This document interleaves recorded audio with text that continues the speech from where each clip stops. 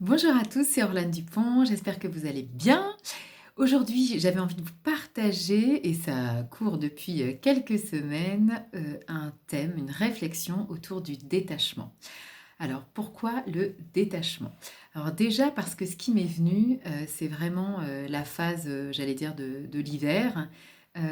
Cette phase où on a envie de se retirer, cette phase où on a envie d'être vraiment en hibernation. Et il n'y a pas longtemps, je disais que finalement les hommes, il y a très longtemps, un peu en préhistoire peut-être, mais avaient l'habitude de se retirer, de finalement de faire moins en hiver. Et nous, en tout cas là où on est en Europe, on a du mal à ne pas hiberner. Donc on est toujours dans une certaine action et du coup on se repose peu. Alors pour revenir sur le détachement, ce qui m'intéressait moi, c'est de réfléchir, voilà, détachement quand on est adulte.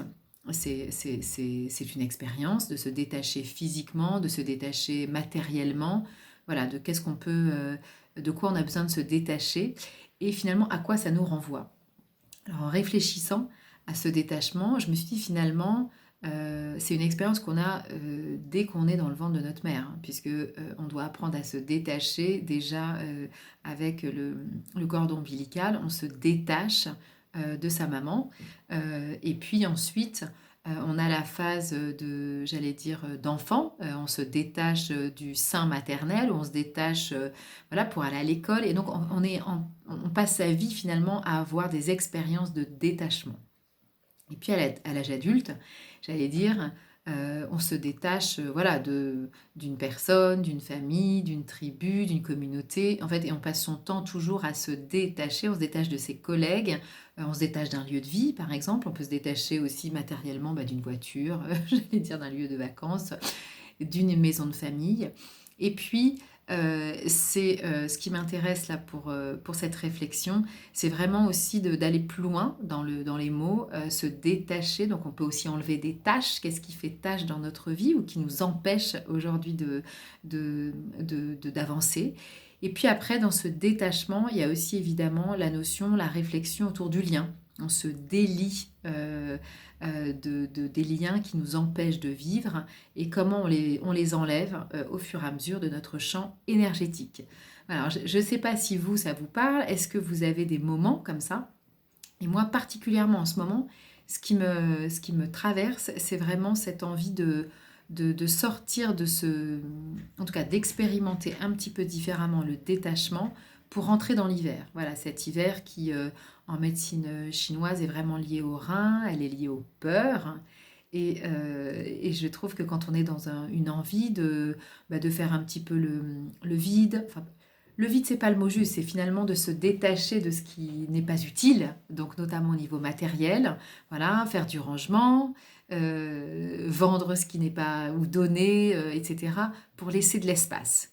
Et donc, et là, moi, je suis vraiment dans cette phase-là depuis un petit peu avant l'hiver du 21 décembre, mais dans cette phase de est-ce que j'ai vraiment besoin de ça ou pas et comment je m'en détache, comment finalement je fais mon propre processus pour me détacher par exemple de quelque chose qui est dans ma vie depuis longtemps, mais je sais que j'en ai pas besoin. En revanche, j'ai quand même du mal à m'en détacher. De même par rapport au changement de vie, de lieu de vie, comment on se détache d'un lieu pour aller dans un autre, et comment finalement on se détache alors pour un lieu de vie et on va s'attacher à un autre lieu de vie, hein, si on déménage par exemple. Comment se fait ce processus? Voilà. Et donc, moi je vous invite là pour cet hiver effectivement à réfléchir à ce détachement, à ces liens et comment vous avez pu, et si tant est que vous ayez le souvenir, ce détachement vis-à-vis de votre maman, de votre papa aussi, de vos frères, de vos sœurs, en tout cas comment ça s'est passé pour vous. N'hésitez pas à l'écrire en commentaire, n'hésitez pas à partager vos réflexions. Et donc, écoutez, moi je vais vous partager là cet hiver effectivement ce qui m'invite, ce qui m'appelle pour à la fois ce détachement et en même temps cette mise en hibernation, puisque je trouve que c'est intéressant de vraiment se dire euh, comment je vais hiberner, voilà, quels sont les moyens que je me donne pour hiberner et comment j'hiberne.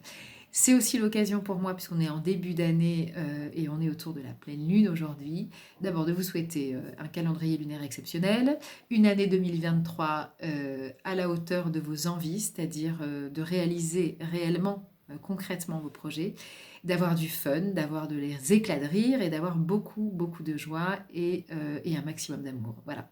À bientôt. Salut, salut.